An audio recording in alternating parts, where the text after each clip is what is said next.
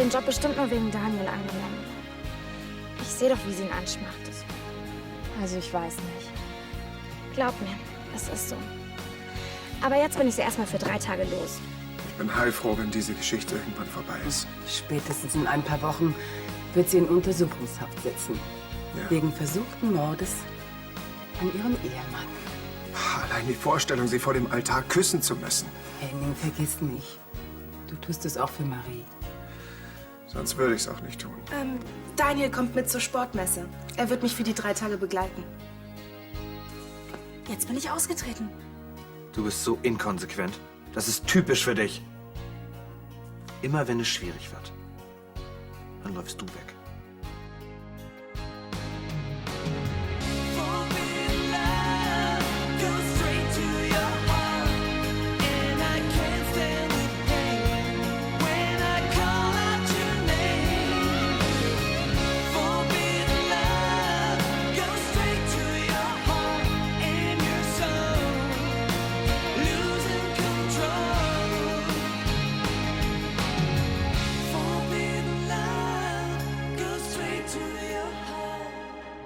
Du hast ja eine sehr hohe Meinung von mir. Wie soll ich die denn noch haben, hä? Bei deinem ständigen Zickzackkurs. Das war ja eigentlich klar. Was war klar? Du änderst dich halt nie. Was soll das? Du denkst immer erst an dich. Und wenn es dir zu viel wird, dann läufst du halt einfach weg. Marc, das ist nicht wahr. Ah, und was war damals mit dem Kloster? Da hast du mich doch auch einfach stehen lassen und alle anderen ebenfalls. Und bei Julchen, da wird es genauso sein. Sie wird sich auf dich verlassen und du wirst sie im Stich lassen. Bist du jetzt fertig? Ich habe lange über meine Entscheidung nachgedacht. Sehr lange sogar. Wie lange denn diesmal? 5 Minuten oder sogar 10? Was ist denn hier los? Sag mal, bist du nicht mehr im Kloster? Das ist die richtige Frage. Denn Schwester Anna-Maria ist jetzt wieder Isabel, weil sie sich ihr Leben mal eben wieder anders überlegt hat. Auf Wiedersehen. Tschüss. Wir bleiben telefonisch in Kontakt. Ja, natürlich. Wiedersehen. Ihr schickt Daniel mit auf die Messe. Seid ihr wahnsinnig? Warum denn? Ja, der Rasen, der muss dringend gemäht werden. Wer soll das denn jetzt machen? Seit wann interessierst du dich für unseren Rasen? Naja, es ist mir schon länger aufgefallen, dass er irgendwie komisch aussieht. Wenn es dich so sehr stört, Anton wird es morgen gleich erledigen. Und deine Oldtimer? Ist da nicht irgendwie eine Wartung fällig oder so? Schatz, Daniel ist doch nur 3 Tage weg. Da werden meine Autos schon nicht auseinanderfallen. Jetzt freu dich doch. Daniel kümmert sich extra um Gabriella, damit ich mit dir was Schönes unternehmen kann. Oder freust du dich nicht mehr? Doch. Na also, dann lass uns überlegen, was wir morgen Tolles machen. Ja. Hallo, Charlie. Schicke Frisur. Hallo? Schön, dass du da bist. Ja, ich habe mich auch extra beeilt. Ein Champagner? Gerne. 2 Champagner, bitte. Du glaubst gar nicht, wie sehr ich mich über die Einladung gefreut habe.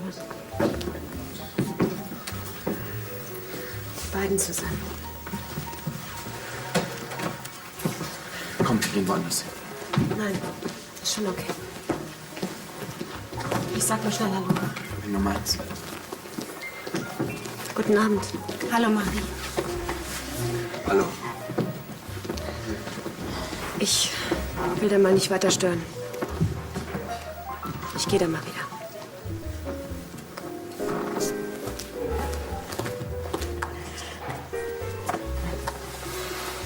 Ist immer noch ziemlich schwer, Henning zu begegnen, was? Champagner? Danke.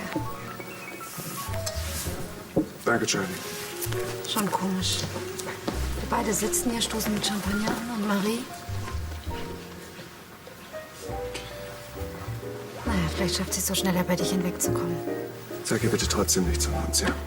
Ich will es selber tun. Ich habe mir extra freigenommen, damit wir in deinen letzten Ferientagen gemeinsam was machen können. Hast du ein Glück? Ja, ich freue mich ja auch. Und vergiss nicht, dass du das alles Gabriella zu verdanken hast.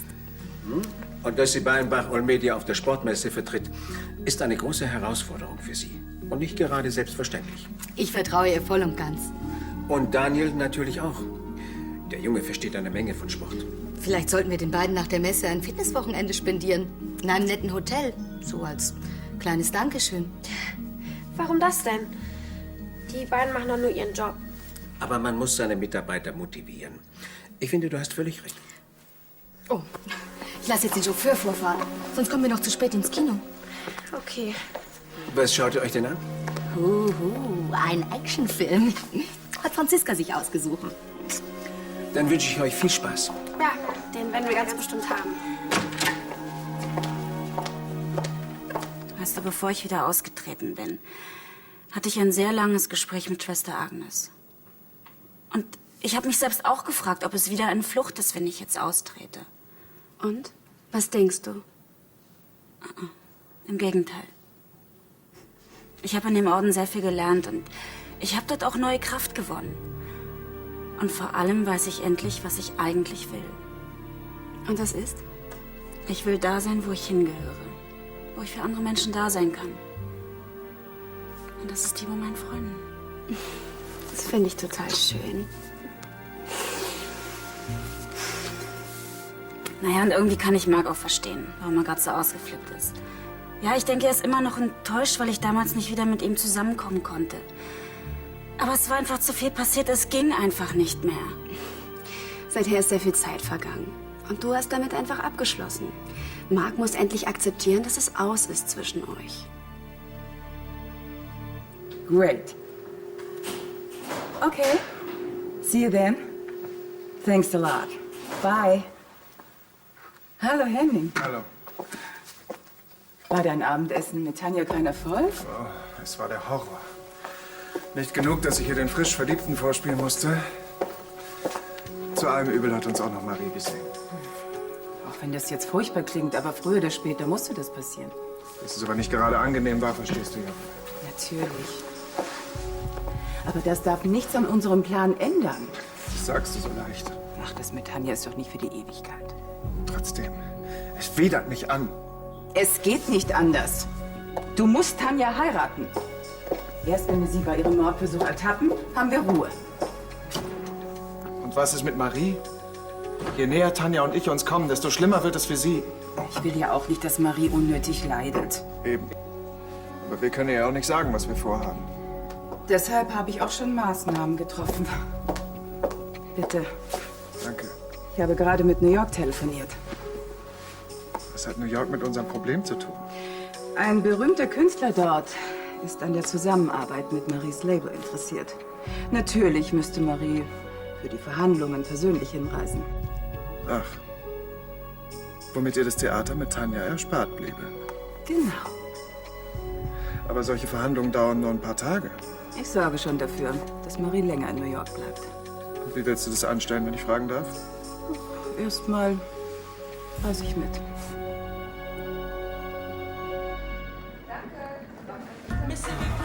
Hier und eure dauernden Männerprobleme, echt.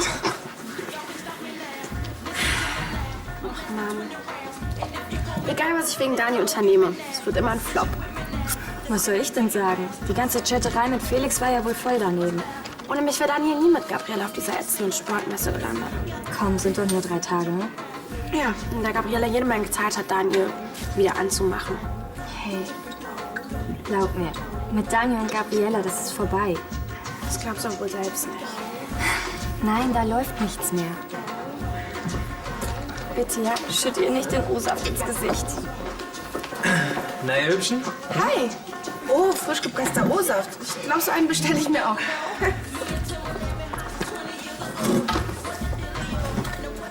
Wie ich sehe, hast du auch viel zu tun. Halte ich dich von der Arbeit ab?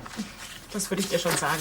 Ich muss nur noch eine Kleinigkeit mit Daniela besprechen, aber Ich habe gerade deine Notiz auf meinem Schreibtisch gefunden. ich brauche für morgen einen Flug nach New York. Kannst du dich darum kümmern? Klar. Für eine Person? Und wann ist der Rückflug? Das weiß ich noch nicht. Okay. Und wie geht's dir so? Könnte besser sein. Ist der Grund dafür vielleicht eine Prinzessin? War ja nicht besonders schwer zu erraten, ne? Wenn ich nur wüsste, wer diese Prinzessin Leia ist. Ich dachte, das ist genau der Reiz am Chatten. Dass man nicht weiß, mit wem man es zu tun hat. Ja, aber diese Prinzessin Leia würde ich unheimlich gern mal treffen. Sie scheint eine tolle Frau zu sein. Ach, sorry, ich Idiot. Ich texte dich die ganze Zeit hier mit meinem Liebesquatsch zu und du denkst bestimmt an Henning, ha? Ist schon okay. Wenn ich dir irgendwie helfen kann, dann gib mir Bescheid, okay? Was kann man schon gegen Liebeskummer tun? Naja, also mir fällt da einiges ein. Zum Beispiel eine Fahrt mit seinem Bruder im Cabrio machen. Oder sich von ihm zum Eis einladen lassen. Oder aber ihn zu einem Trip nach New York überreden. Oder habe ich das eben falsch verstanden? Hallo, ihr beiden. Guten Morgen. Das ist ja eine Überraschung. Ich habe jetzt 3 Flüge nach New York gefunden. Welche Abflugszeit wäre dir am liebsten? Du willst nach New York? Wie aufregend. Ja, und mich nimmt sie als Dolmetscher mit. Ich muss dich leider enttäuschen, Brüderchen. Ich fliege gar nicht selbst nach New York. Sven Beckmann wird an meiner Stelle fliegen. Ach, du kannst ihm schon mal gleich die Flugdaten durchgeben. Mhm.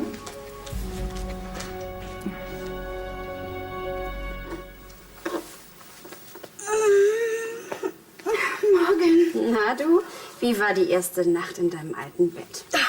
Boah, ich habe wie auf Folgen geschlafen. Hey, Ich glaube, ich frühstücke jetzt jeden Tag auf dem Balkon. morgen. Ich gehe dann mal duschen.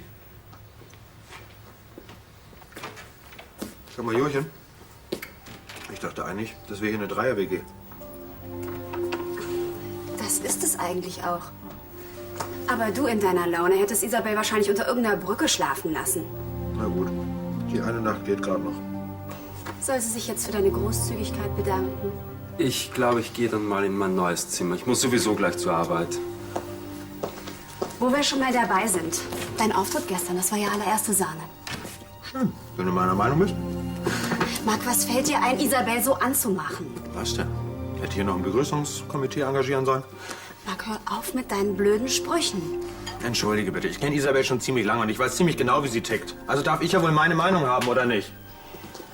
Deine Vorwürfe sind aber völlig unberechtigt. Aha. Ich finde diese Wankelmütigkeit einfach zum Kotzen, okay? Isabel hat sich ihre Entscheidung wirklich nicht leicht gemacht. Das sagt sie immer. So ist es aber auch. Jürchen, du wirst auch noch anders reden. Wenn ihr beide alleine dasteht, nur weil es Mrs. Sensibel mal wieder zu viel geworden ist. Das würde sie nie tun. Werden wir ja sehen. Ich finde, Isabel sieht ziemlich klar in ihrem Leben. Und der Einzige, der ein Problem damit hat, das bist du.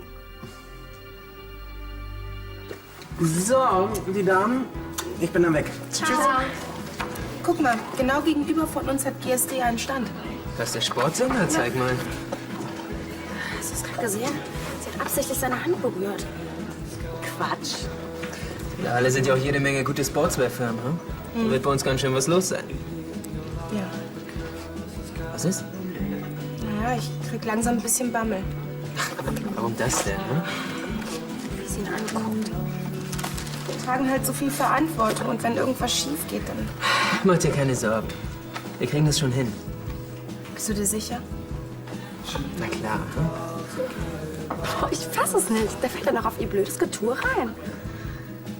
Wenn mir jemand vor einem Monat gesagt hätte, dass wir beide zusammen auf einem Messestand arbeiten. Ja, das hätte ich wahrscheinlich auch nicht geglaubt. Aber ist doch schön, dass wir uns wieder so gut verstehen. Hm? Das finde ich auch. Wenn das nicht gleich aufhört.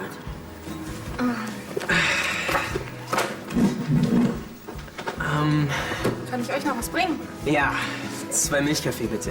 Sofort. Danke. Daniel, kannst du mich vielleicht nach Hause fahren? Das ist super dringend. Tut mir leid, ich habe gerade keine Zeit. Gabriela und ich haben noch eine Menge zu besprechen. Hm? Ach so. Ja. Bitte. Danke, Daniela. Wenn du diesen Beckmann hinschickst, kann das aber nur ein kleiner Fisch sein. Im Gegenteil. Und trotzdem fliegst du nicht selbst nach New York? Ich verstehe das auch nicht. Du hast doch eine Menge Freunde in New York. Wer soll sich denn ums Label kümmern? Sven hat solche Verhandlungen schon 1000-mal geführt. Ich vertraue ihm da. Als erfolgreiche Geschäftsfrau solltest du dir das nicht nehmen lassen.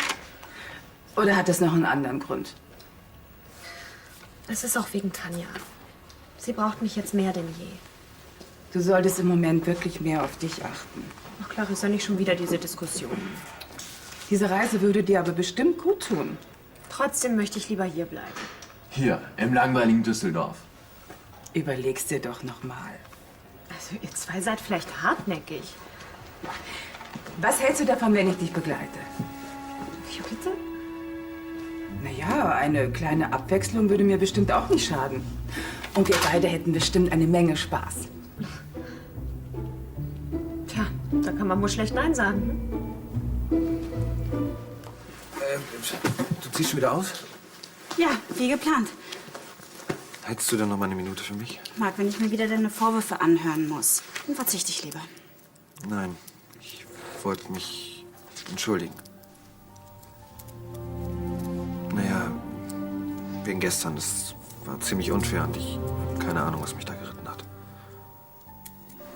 Schon vergessen? Also, nicht mehr sauer? Wenn du deine Entschuldigung ernst gemeint hast, dann natürlich nicht. Also, du kannst von mir aus gerne hier bleiben. Wir wollen es mal nicht übertreiben, hm? Wo willst du denn jetzt überhaupt hin? In die Pension.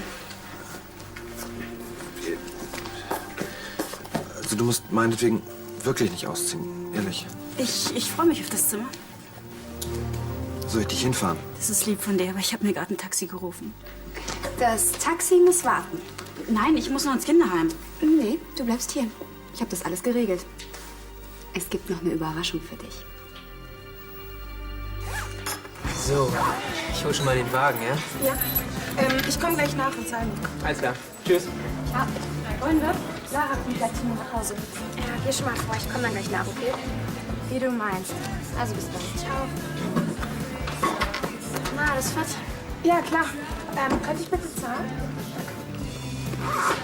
Ich finde das übrigens total cool von dir. Was? Ja, dass du für meine Mom auf der Messe arbeitest. Ach so, danke.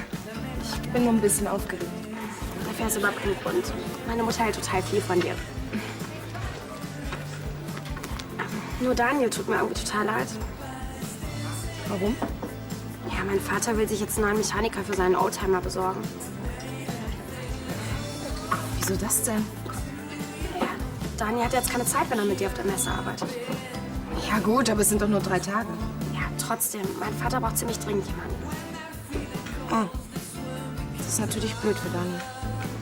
Ja, kannst du nicht vielleicht versuchen, den Messestand allein zu schmeißen? Sonst verliert er nachher noch seinen Job. Ja, aber ich verstehe das nicht. Wieso hat dein Vater nichts gesagt? Weißt du was, ich rufe einfach deine Mutter an und kläre das mit ihr.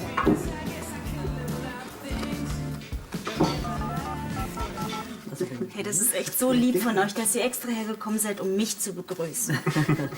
Tom kommt auch gleich noch. Echt? Aber ich denke, wir können schon ohne ihn anstoßen, oder? Ich denke, das wird er überleben. Ich würde sagen, wir stoßen an auf Isabel und ihr neues Leben. Ja. Und auf euch. Alles Gute. Und auf Isabels neues Outfit, das dir eindeutig besser steht als diese Nonnentracht. Das ist garantiert Tom. Wenn es was zu trinken gibt, ist er nie weit. Wie Charlie. Ja, klar. Auf. Das Ganze war doch deine Idee, oder? Freust du dich? Mann und Isabel, Ja?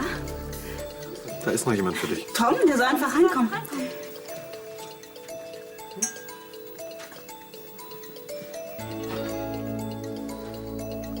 Schwester Agnes. Guten Tag, Isabel.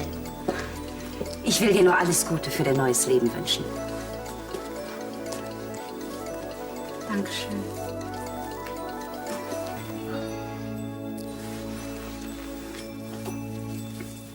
Bitteschön. Danke sehr. Frau von Weidenbach, darf ich Ihnen auch etwas zu trinken bringen? Danke, ich bleib nur kurz.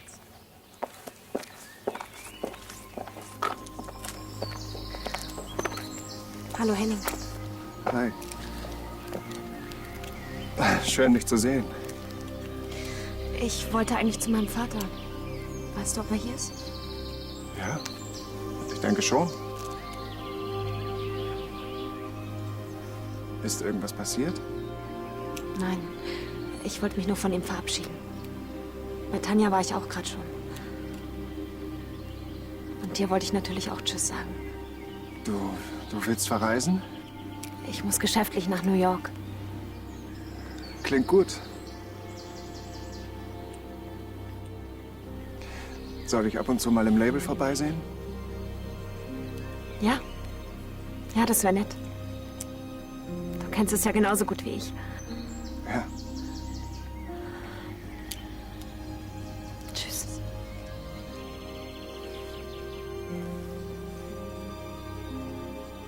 Ihr wart schon ein gutes Team, ihr zwei. Ich mache die Reise auch, um nicht ständig über uns nachzudenken.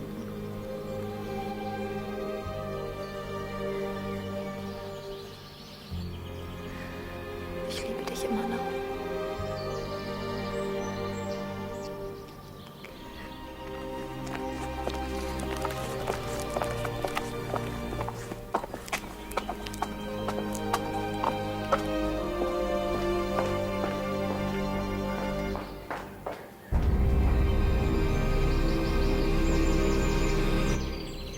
Nein, mir kam da gerade nur so ein Gedanke.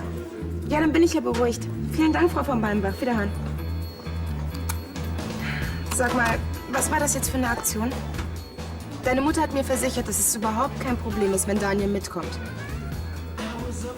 Ja, mein Vater, der hatte echt sowas angedeutet. Dann hast du ihn wohl falsch verstanden. Und wenn nicht? Dir käme es doch gerade recht, wenn Daniel seinen Job verlieren würde. Was soll das denn jetzt? Dann müsste er wieder hier in der Kneipe stehen. Und du kannst ihn in aller Ruhe anmachen. Wie bitte? Gibst du also zu? Franziska, selbst wenn es so wäre, es wird dich überhaupt nichts angehen. Und oh, Daniel fällt nicht nochmal auf dich rein. Das lasse ich nicht zu. Spinnst du? Ach, Moment mal. Was denkst du denn jetzt so? Jetzt verstehe ich. Du hast dich verliebt? Halt, umdrehen. Ich habe eine Überraschung für dich.